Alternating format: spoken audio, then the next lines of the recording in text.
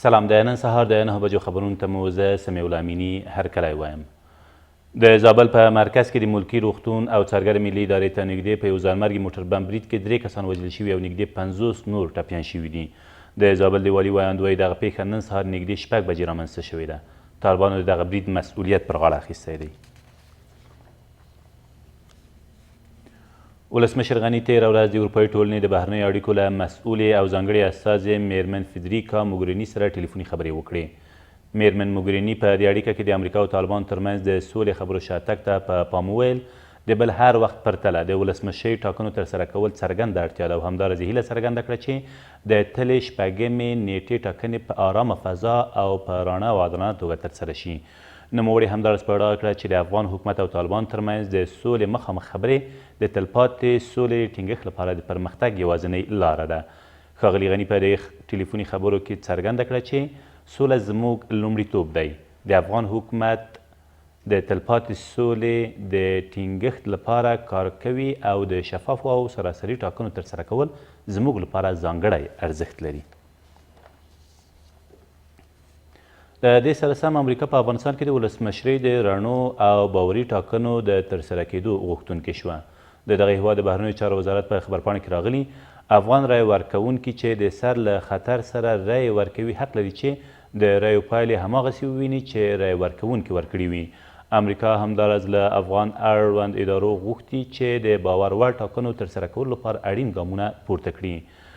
په خبرپاڼه کې د ولسمشرۍ له نمایندانو غوښتنه شوې چې اصولو او قواعدو ته ژمن پاتې شي او دغه راز د طالبانو په ګډون په جګړه کې له ټولو ښکېلو اړخونو غوښتنه شوې چې افغان رایې ورکوونکي پرېږدي چې د هر ډول ګواښ برید او ویرې پرته د رایې ورکولو مرکزونو ته ولاړ شي. په تخار کې د انسان تښتونکو یو 15 کسیزه ډله ونیول شوه. د تخار امنیه قمندان وایي دغې ډلې چې یوه میرمن هم پکې شامله ده نږدې یوه میاشت مخکې د طالقانو ښاره یوه میرمن تښتولې او تر هغې وروسته یې په کندز کې خرڅه کړې وه چې بالاخره تېره ورځ د طالقانو ښار د دویمې امنیتي حوزې له شاوخوا سیمو نیول شوې ده. د دې سره سم 2 نور کسان تېره ورځ د کابل ښار د 12مې امنیتي حوزې له شاوخوا سیمو د غلا، ترور او انسان تښتونې په تور له 3 وسلو سره یو ځای نیول شوي دي. په ورته وخت کې 2 کسان له هېواده بهر د نشهیي توکو د قاچاق په تور ونیول شول. کورنیو چارو وزارت وایي دغو کسانو غوښتل 15 کیلوګرامه هیروین په یو پرواز کې هند ته ولېږدوي خو تر هغې مخکې تېره ورځ په 2 جلا جلا عملیاتو کې د حامد کرزي له نړیوال هوایي ډګره د پولیسو له لوري نیول شوي دي. په ورته وخت کې د نشهیي توکو 2 پرچون پلورونکي هم د نیمروز په مرکز کې د پولیسو له لوري نیول شوي دي.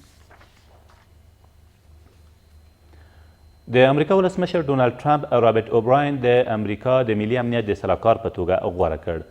ښاغلی اوبراین تر دې مخکې د امریکا په بهرنیو چارو وزارت کې په بهر کې د امریکایانو د برمته کېدو په چارو کې د ولسمشر ټرمپ ځانګړی استازی و. د امریکا ولسمشر تېره اونۍ خپل مخکینی د ملي امنیت سلاکار جان بولتن په کاري چارو کې د مخالفت له امله له دندې ګوښه کړ.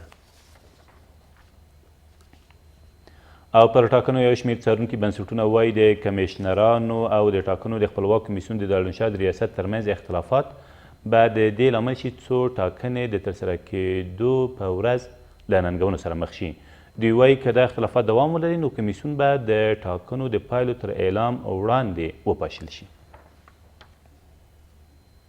دا تر دې مهاله وروستي خبرونه تر بیا مو الله امد.